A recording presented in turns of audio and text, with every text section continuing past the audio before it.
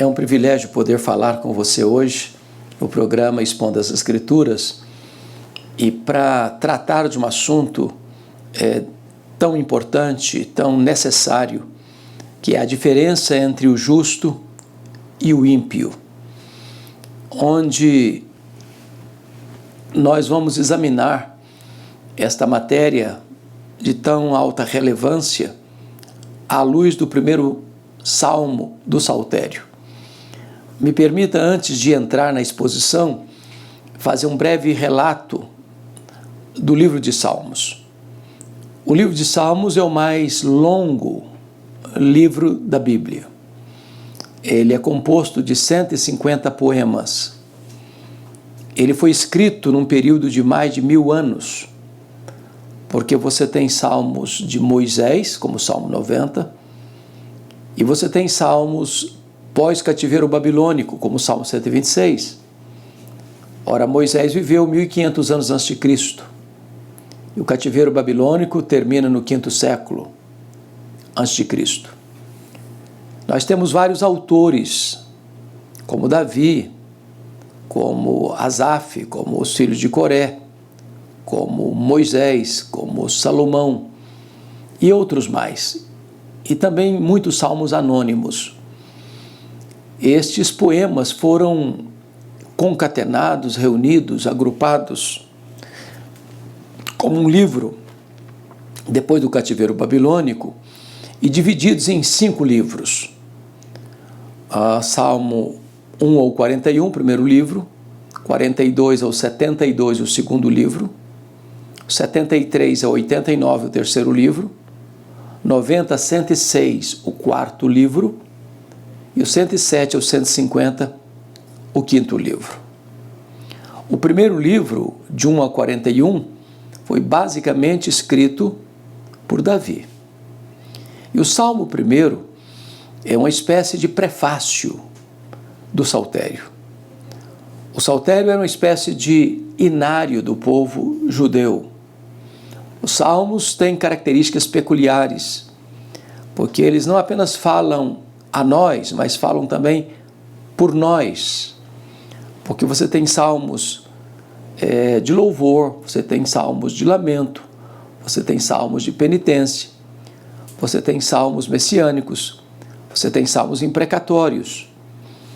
E hoje eu quero me dedicar, me concentrar à análise do Salmo primeiro, que é a introdução do Saltério, o prefácio do Saltério, para tratar desse tema, a diferença entre o justo e o ímpio. E ele começa com a questão da felicidade.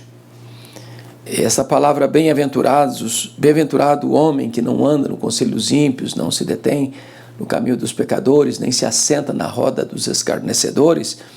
A palavra bem-aventurado aqui é a mesma palavra que aparece na Septuaginta, lá em Mateus 5, das bem-aventuranças. Bem-aventurados os humildes de espírito, bem-aventurados os que choram, bem-aventurados os mansos, bem-aventurados os que têm fome e sede de justiça, e aí por diante. Então, eu queria que você, se possível, se você estiver em casa, com papel e caneta, com a Bíblia aberta, me acompanhasse nessa exposição. Primeiramente, Davi vai descrever o justo, nos versos 1 a 3. Nos versos 4 a 6, ele vai descrever o ímpio, por isso que ele faz um contraste, a diferença entre o justo e o ímpio. E ele diz que o justo, primeiramente, é conhecido por aquilo que ele evita. Dizendo no verso 1 assim: bem-aventurado é o homem que não anda no conselho dos ímpios, não se detém no caminho dos pecadores, nem se assenta na roda dos escarnecedores. Chama a sua atenção para os aspectos do texto, a progressão dos verbos andar, deter e se assentar. Segundo aspecto, veja você outra progressão no texto, quando ele diz conselho, caminho e roda. Veja outra progressão: ímpio ou ímpios, pecadores e escarnecedores. Então você percebe que Davi, cuidadosamente, nesse primeiro versículo, mostra que a felicidade do ser humano está, em primeiro lugar, naquilo que ele evita. O que ele evita? Ele evita o conselho do ímpio, a orientação do ímpio, a cosmovisão do ímpio. O ímpio aqui não é propriamente uma pessoa depravada. O ímpio é aquele homem que, embora bem conceituado na sociedade, admirado e respeitado na sociedade, não leva Deus em conta. A cosmovisão dele, a visão que ele tem de vida, de mundo, não deva servir para nós de modelo, de padrão. Então você não deve andar no conselho dos ímpios. Em segundo lugar, você não deve se deter no caminho dos pecadores. Aí a palavra pecadores já tem uma conotação moral, mais séria. É errar o alvo. É aquele que se desvia do caminho. É aquele que não se submete à orientação de Deus. É aquele que deliberadamente caminha pela estrada larga, onde é proibido proibir, onde não tem clareza entre o que é certo e errado, o que é verdade e mentira, o que é luz e trevas. Então, andar por esse caminho e deter nesse caminho é um grande risco. E ele conclui assim: nem se detém na roda, não se assenta na roda dos escarnecedores. Percebe que anda, detém, se assenta. Dinâmico, para, se acomoda. O escarnecedor já é uma palavra mais forte do que pecador.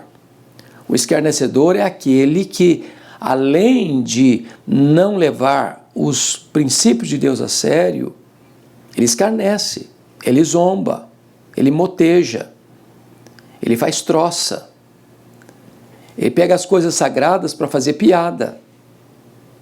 Então, nunca uma pessoa começa se assentando na roda dos escarnecedores, já começa andando no conselho dos ímpios. Depois, ele se detém no caminho dos pecadores. Só então ele vai se assentar na roda dos escarnecedores. Você é feliz quando você evita determinados ambientes, determinados lugares, determinadas pessoas. Há um ditado popular que diz assim: dize-me com quem andas e dir-te-ei quem és. Agora vamos parar um pouquinho para pensar na praticidade disso.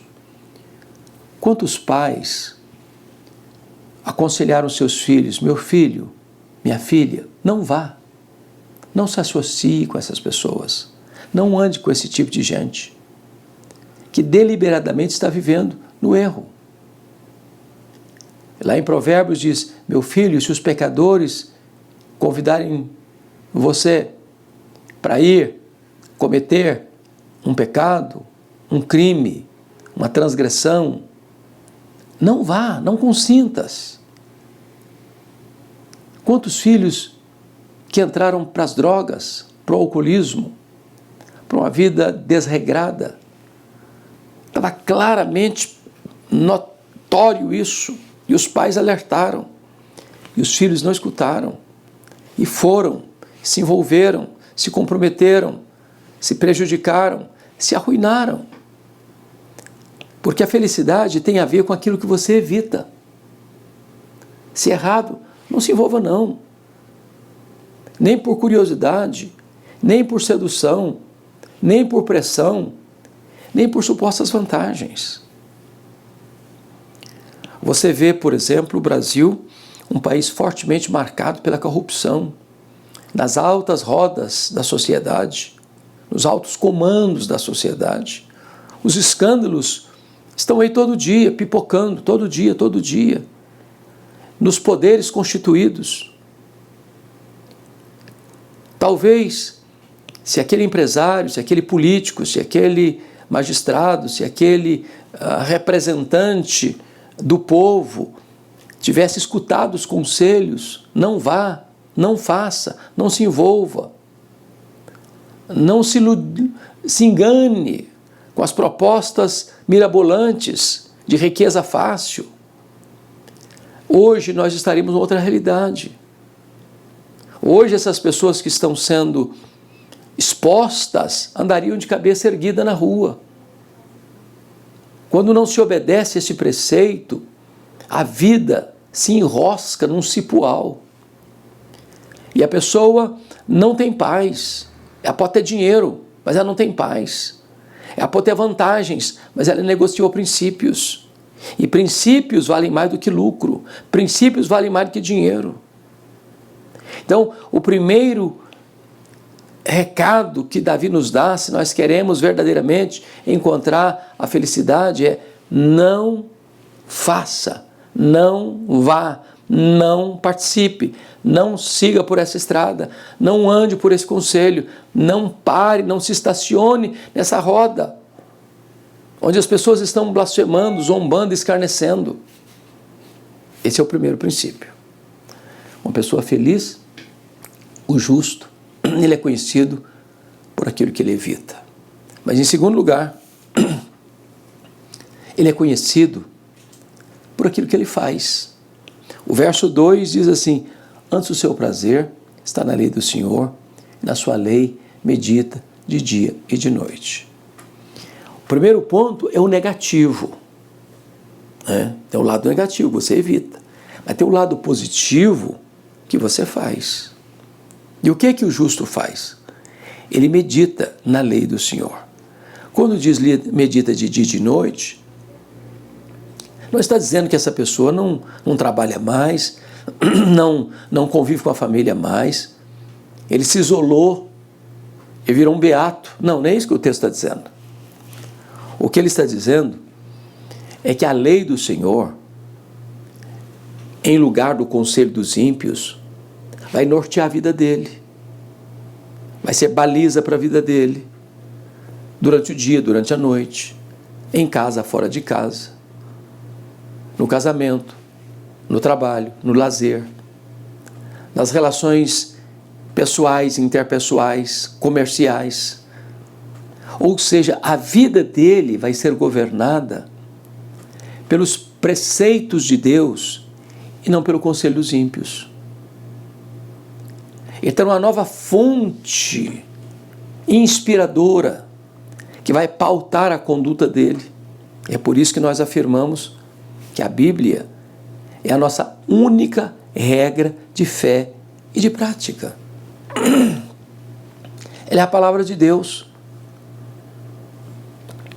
que nos instrui, que nos ensina, que nos adverte, que nos corrige, que nos consola, que nos dá sabedoria. Então, me permita esse conselho. Eu não sei se você tem uma Bíblia. Eu não sei se você tem o hábito de ler a Bíblia. Eu não sei que tipo de compromisso você tem com a Bíblia. Eu não sei se você tem prazer de meditar na lei do Senhor. Nós vivemos num tempo onde os valores cristãos são atacados todos os dias, nas cortes, nos palácios, no parlamento, na mídia, na imprensa, por todo lado, por todos os meios. Quando, na verdade, este livro deveria ser colocado na cabeceira, recomendado,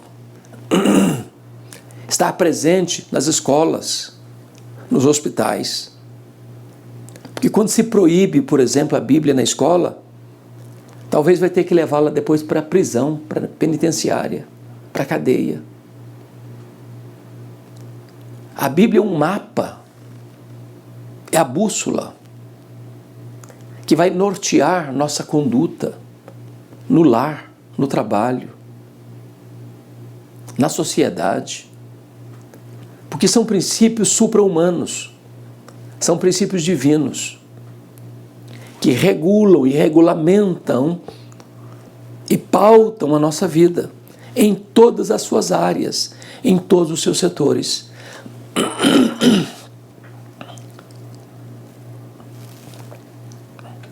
Então note comigo que tem duas coisas aqui. Primeiro, se você quer ser feliz, o caminho do justo é o caminho da felicidade. Primeiramente, você tem que evitar lugares, circunstâncias, pessoas. Segundo, você tem que fazer, ou seja, você vai meditar na lei do Senhor, de dia e de noite, e encontrar nela sabedoria para a vida, o propósito para a vida, para que Deus criou você. Mas em terceiro lugar, esse texto vai dizer que o justo, ele é conhecido por aquilo que ele evita, por aquilo que ele faz, e agora, em terceiro lugar, por quem ele é. É o versículo 3. Está escrito, ele é como a árvore plantada junto à corrente de águas, que no devido tempo dá o seu fruto, cuja folhagem não murcha, e tudo quanto ele faz será bem sucedido. Então veja você que o justo, que é feliz, muito feliz, ele é comparado a uma árvore plantada, não árvore nativa, plantada. E plantada não em qualquer lugar, junto à corrente de águas.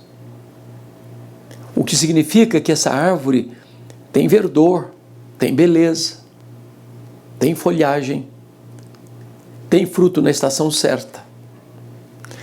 E a comparação desta árvore com o justo é porque tudo que esse justo faz vai ter a bênção de Deus e vai ser bem sucedido.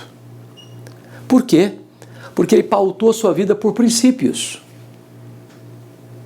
não por oportunidades que ele tem que aproveitar para levar vantagem, não para corromper alguém ou ser corrompido, não para oferecer propina ou ganhar propina, não para, numa canetada ou numa cartada, conseguir o seu pé de meia, e às vezes até granjeia fortunas, mas perde a dignidade, perde o caráter, perde a honra, perde o bom nome, perde a bênção de poder andar em qualquer lugar de cabeça erguida. A vida do justo é como uma árvore plantada junto à corrente de águas. E esta corrente de águas é uma representação do próprio Deus. Quando você está plantada em Deus, e Ele é a fonte das águas vivas, você tem beleza, folhagem, você tem fruto na estação certa, você é útil, sua vida é abençoadora. Quem se aproxima de você encontra sabor, encontra alívio, sombra, encontra razão para viver uma vida melhor. Então esse é feliz. O justo é feliz por aquilo que ele evita, por aquilo que ele faz e por quem ele é. A pergunta que eu lhe faço é esta: você é uma pessoa justa? Talvez você argumente, bom, mas a Bíblia diz que não há justo nenhum sequer. É verdade. De que justo você está falando? Está falando daquele que é justificado, daquele que foi coberto com a justiça de Cristo, daquele que, sendo agora uma nova criatura, tendo um novo coração, uma nova mente, uma nova vida, ele revela e ele reverbera a vida de Deus nele. Não é a sua justiça própria, é a justiça de Deus imputada a ele, refletida através dele.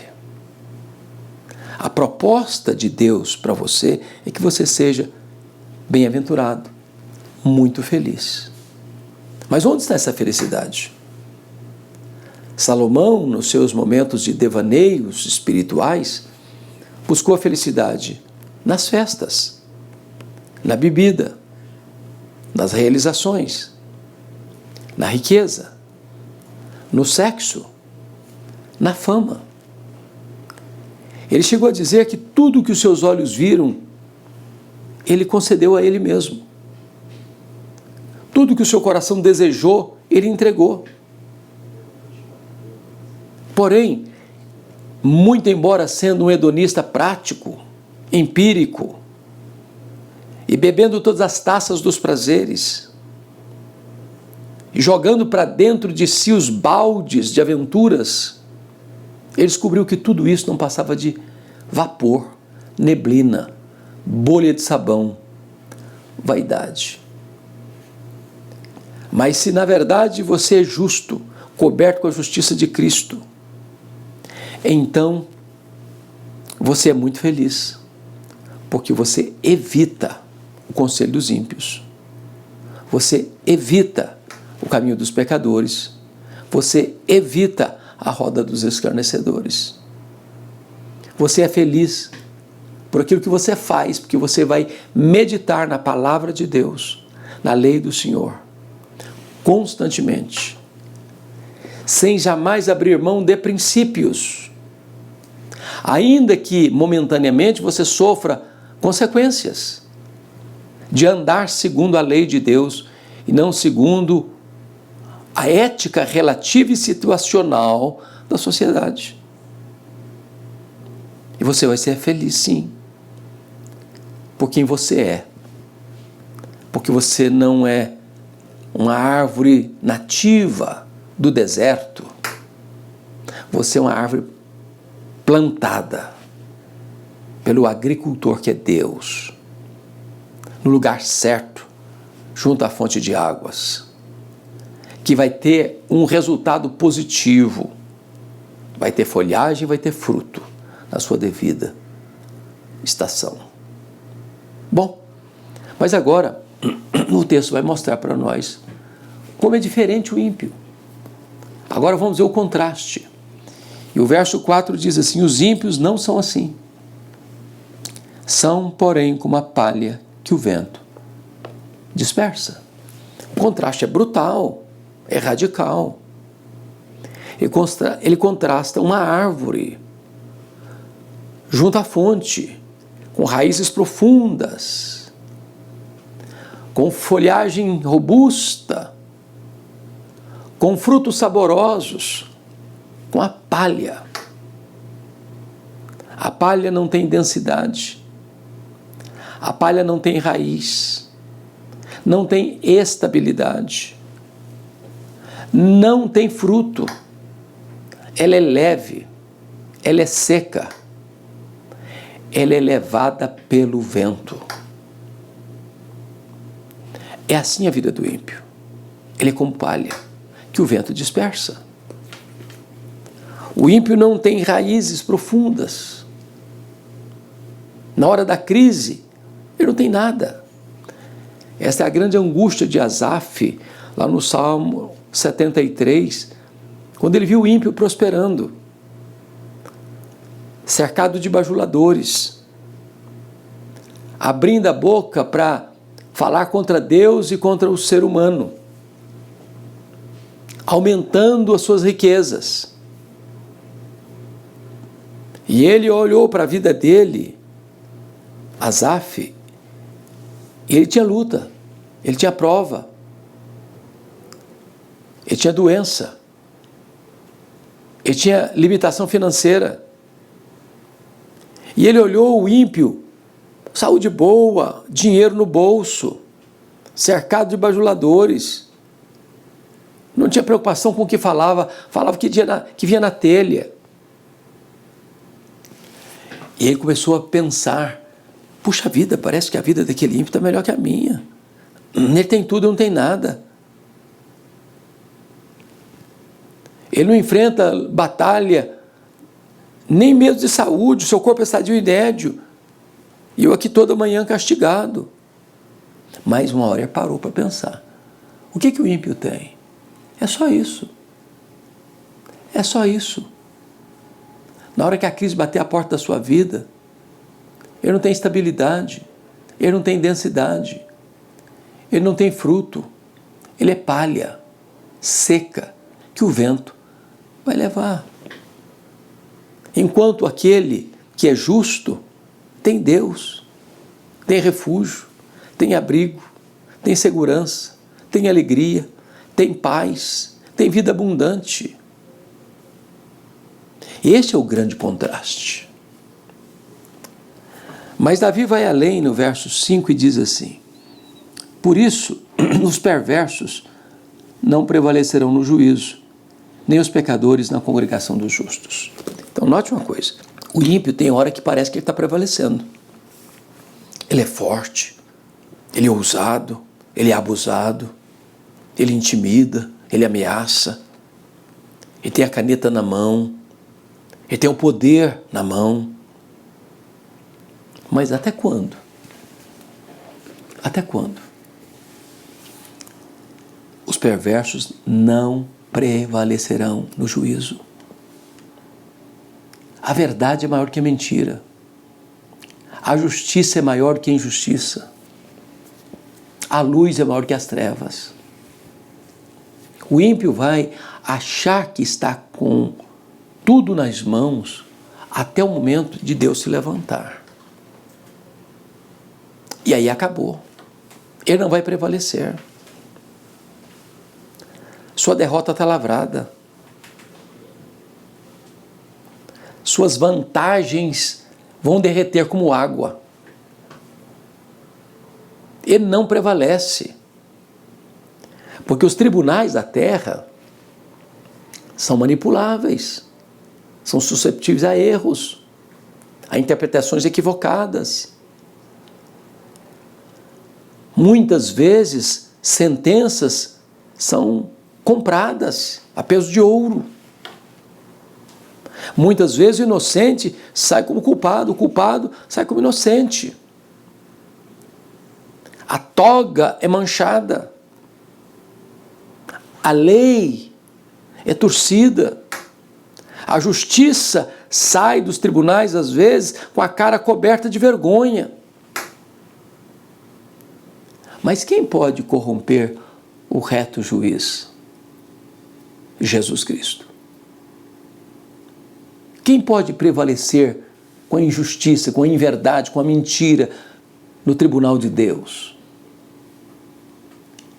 Davi está dizendo que ainda que o ímpio leve vantagem agora, ele não vai levar vantagem no juízo de Deus, no tribunal de Deus. Ele não vai prevalecer. E ele diz ainda: nem os pecadores na congregação dos justos. A congregação dos justos é a igreja do Deus vivo. Não é a igreja A, B, C ou D, não. É a noiva do Cordeiro, composta daqueles que foram lavados no sangue do Cordeiro, que foram selados com o Espírito Santo, que tem seu nome escrito no livro da vida. Naquele dia, as máscaras vão cair.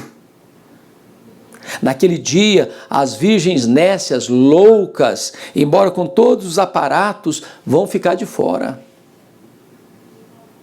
Naquele dia, aquela religiosidade apenas nomenclatural vai se frustrar. Os pecadores não vão prevalecer na congregação dos justos. O joio vai ser separado do trigo. As ovelhas vão ser separadas dos cabritos. Os salvos vão ser separados dos que vão perecer. Ou seja, aparentemente pode ser que algumas pessoas queiram viver na impiedade, achando que é isso, que a vida é assim, que vão ter todas as vantagens, e até que podem ter por um tempo, e até durante a vida terrena. Mas quando acabar, e o homem tiver que enfrentar o juízo de Deus, ele estará desamparado. A Bíblia conta a parábola, Jesus que contou a parábola do rico e do Lázaro. O rico vestindo-se de forma tão ostentatória, engalanada, as roupas mais nobres, mais ricas, mais caras, com seus banquetes fartos, E o pobre Lázaro, chagado à sua porta, querendo comer das migalhas que caíam das mesas. Diz a Bíblia que Lázaro morreu e foi escoltado pelos anjos ao seio de Abraão. E que o rico morreu e foi sepultado. E no inferno, estando em tormentos. Ou seja, o quadro virou.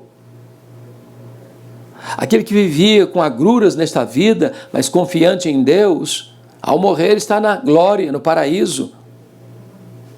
Mas o ímpio que achou que a vida era só esse breve percurso do berço à sepultura, vivendo de maneira ostentatória e desfrutando do melhor desta vida, mas sem pensar na sua alma, sem pensar na eternidade, sem pensar em Deus, ficou completamente desamparado. Sem uma gota d'água sequer no tormento das chamas, que nunca vão apagar. Então o ímpio não vai prevalecer, nem no juízo, nem na congregação dos justos. E Davi conclui este salmo assim: pois o Senhor conhece o caminho dos justos, mas o caminho dos ímpios perecerá. Quando diz que o Senhor conhece, conhece no sentido não de informação cognitiva, conhece no sentido prático, experimental. O Senhor conhece esse caminho estreito, é verdade, mas o Senhor conhece. O Senhor ama o justo, galardoa o justo, promove o justo, leva o justo para a bem-aventurança eterna, mas o caminho do ímpio perecerá. Choro e ranger de dentes, desespero e desesperança. Que contraste profundo, que diferença imensa entre o justo e o ímpio. A pergunta que eu lhe faço é: quem é você? Você é justo ou ímpio? Onde está o seu coração? No conselho dos ímpios? No caminho dos pecadores? Na roda dos escarnecedores? Ou o seu coração está na lei do Senhor? Quem é você? É uma árvore plantada junto às correntes das águas? Ou você é uma palha seca, levada pelo vento? Quem é você? Alguém que apenas leva vantagem nos tribunais da terra? Ou é alguém que tem segurança diante do tribunal de Deus? Quem é você? Alguém que anda na estrada da verdade ou no caminho que vai perecer e perecer eternamente? Deus está colocando diante de você e de mim hoje, neste prefácio do Saltério, a vida e a morte, a bem-aventurança e a tristeza eterna. Você pode escolher.